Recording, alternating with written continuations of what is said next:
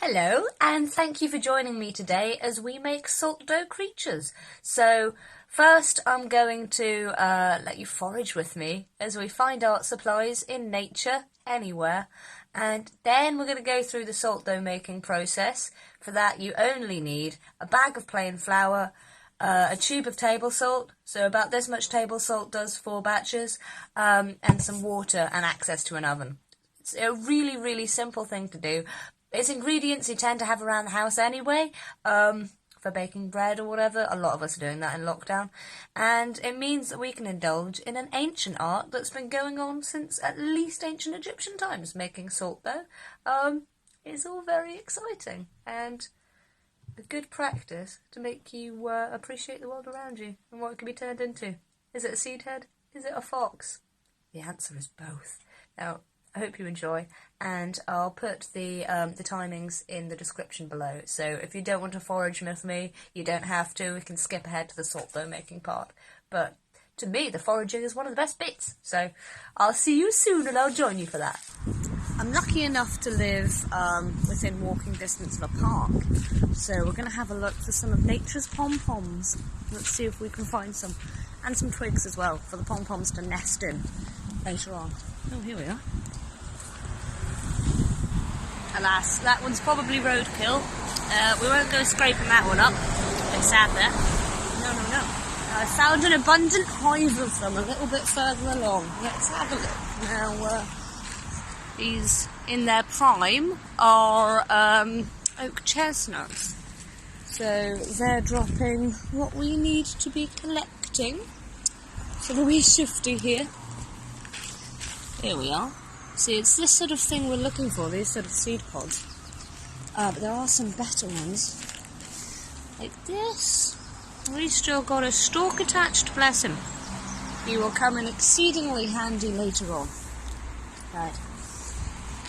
So, you'll see my process, you'll see what I'm doing. You can have a look out for anything similar in your back garden or your natural space. Try and locate the nearest green space, because there's so many free art materials, art and craft stuff you can just get a handle on. Once you're looking for it, once you get your eye in there, become so much more observant of the world around you and what you can get for free. And now we're on to the dough making process. So this is how we're going to make the legs and the faces and the cute personalities of our creatures. So I haven't just finished my cuppa. We're going to be measuring out the 3 ingredients in cups. As long as you use the same cup, it's the right ratio, and that's all that's important. No one's going to be eating this bread. It's very salty and very toxic. You don't want your pets to eat it, and you don't want to eat it. It is just so that it's the right consistency to model with, and so that it bakes well in the oven. So we're going to have 1 cup of plain flour, half a cup of table salt, and half a cup of water. Just scoop the flour in and flatten it off at the top. You want it to be a full cup of that in there.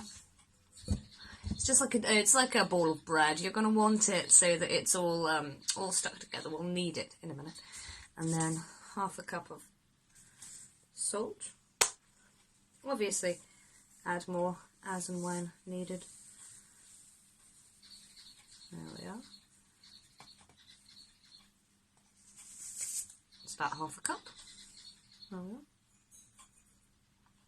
are. And half a cup of water. But if we add that gradually, we can be in charge of the consistency. So you make sure you don't get your fingers too sticky at any one time. There we are.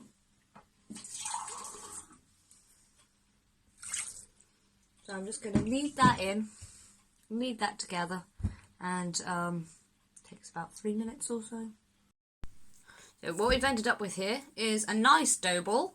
It passes the splat test. I can mash it into my hands without bits peeling away. So what you want to do now is take a little clump out of your big ball and try and sort of roll it into a little orb in your hands. If you can make a nice sphere out of it, without making a huge mess, then it's probably not too watery, not too floury, and it's good enough to start sculpting with. Here are some salt-though hedgehogs that I made yesterday in practice. So I was walking along and then I saw these seed pods on the floor and then I thought they looked like scared little hedgehogs rolled into their bowl. And they only needed little salt-though faces and little salt-though bodies to turn them into something quite cute. So, yeah. I'll show you how I made those and then you can apply the same technique to making your own little creatures. So the simplest ideas work the best. I'm taking a little bit of salt though from the mound, rolling it. This might be too big actually for my seed pod. My seed pod I've chosen here, it's only a little one. I'll put a little bit of that back. You don't want to make it too dense. So I'm rolling a little circle, squish that sphere down, then you've got a fat pancake. It's a good plinth to put the seed pod onto, so, like that. Now you don't have to worry about working the salt dough into the seed pod because you cook them together in the oven. I've got a fan oven and I set it at the lowest setting, so about 50 degrees for 3 hours in the fan oven, and that cooks the salt dough so it's nice and solid now. We can paint that if we wanted to. And it doesn't dry out the seed pods too much. It dries them out a little because they were wet from the rain. Some of them were properly dry and it was fine. It didn't set fire to them, is what I'm saying. You could put the seed pods in the oven at very, very, very low heat, especially if it's a fan oven, because that's what I worked with. That'll be absolutely fine. So as I say, you can just work this salt dough into the seed. I'm pinching it at the front to give it a little bit of a hedgehog snout. They don't have massive snouts, they're not like mice. The seed pod's flaking away. It might have been a little bit too ripe, but the experiment. We've got enough dough. If this one does go wrong, this practice, then I'm pinching the little feet at the front. The little foot there. Little foot there. He's lovely. Pinching those. As I say, stubby little hedgehog paws work fantastically with this. Because you're not asking the salt dough to support much weight. Then we've got our little body. And yesterday I found that harvesting these little seeds that fall out, these ones, anything sort of vaguely small and spiky, make good eyes because you can squish them in at the front there. That's one eye, and then this one be the other one. I just sort of pierce it. There we are. He's a jolly boy. Sculpt him down. He's got a very pointed snout. He looks a little bit more like an echidna. Just trying to show you. There you are. This is the process. And it doesn't matter what you can find around you either. You can use pretty much anything. You don't have to track down exactly the same variety of tree as I did. That's what I'm saying. There's this little hedgehog boy. Little lad at the front there. I've got a sort of pizza tray that I'm working on. That was one made earlier as well. It's like Play-Doh, it leaves a stain on somewhere. So you want to keep it on a separate surface if you're going to have the big lump sat down for too long. You don't want to put it in the carpet. Ooh, I picked up these as well. These are quite interesting. These little dried fern bits. Got them at the park, hang on. They're quite hard to tear apart. There we are. This is just proof anything can make a hedgehog if you're a little bit pushed but you desperately want one. Just take a little bowl of dough. A little bowl of dough. I'm doing pretty much the same thing. Squishing it down. Make it a cute little face. By pinching that. It's lovely. Your thumb and forefinger sort of make a hedgehog face by indenting it. And then that's where the eyes would go in those two dents. And then everybody can tell that's a hedgehog. It's like the universal sort of shape. You'll recognise it. You recognise it when you see it. Then we pinch out these little legs. Beautiful, beautiful boy. There we are. Got his little squished hedgehog face, vaguely. But we're going to be adding the spikes now. Anything sort of brown and spiky will do. Stick that in. This might end up being more of a porcupine actually. It's got that look about it. It's got the very long spines. I'll pop that on my working surface. This is definitely going to be a porcupine. I've given it a very long snout as well. Long snout, long spines, porcupines. I know my nature. There we are. Really, it's just, we're trapped indoors at the moment with the pandemic, but got to get out for exercise, and it's autumn. Well, it's just coming out of autumn now, isn't it? Well, winter into spring. So we're very lucky. There's loads of dry seeds, dry leaves and things on the floor. Nature has given us a bounty that we can harvest.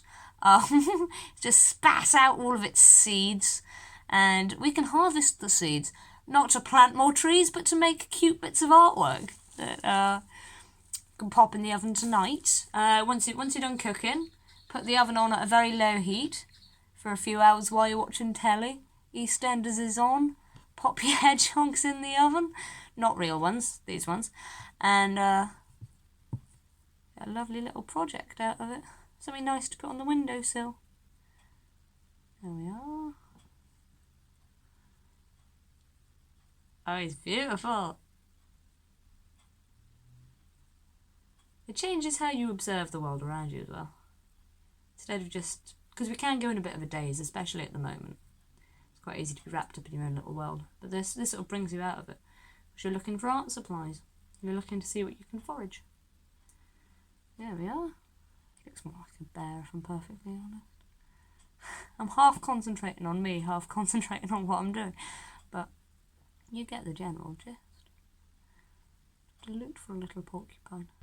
And it's a really fun activity to do with other people as well. My mum and I had a go together, and we both saw completely different things from the same bits of nature. So I would have looked at this and seen an opportunity for more hedgehog spikes, but she looked at it, and look, she's got a basil brush style fox with a big fluffy tail and a really cute little face. You could just make simple is better, because we did try a sloth, but the sloth couldn't cling on to the twig. It was a little bit too heavy and dense with the salt though, so it just sort of slid off. Likewise, my cat is primarily salt though with the seed whiskers, and this took a little bit longer to bake than the rest of them because it's quite dense. It's like a miniature loaf of bread really when you look at it. So it was things like the chicken with its little eggs and its seed plumage that worked the best because it was really simple. Used a tiny little bit of salt though, and it wasn't too heavy. There wasn't too much dough that could collapse in on itself because it is still quite a wet mixture. It's not like modelling clay or porcelain clay or whatever, so keep that in mind. Don't go for a giraffe, or don't build an entire elk, build an elk head. It's really sad in the oven. Its second antler dropped off. But it's lovely getting other people involved because Mum did that as well. She saw an anemone out of it. I did a little baby bird because I was hungry. So it's a baby bird asking for food. You know? Just see what you can make out of it. It'll be really interesting. Enjoy.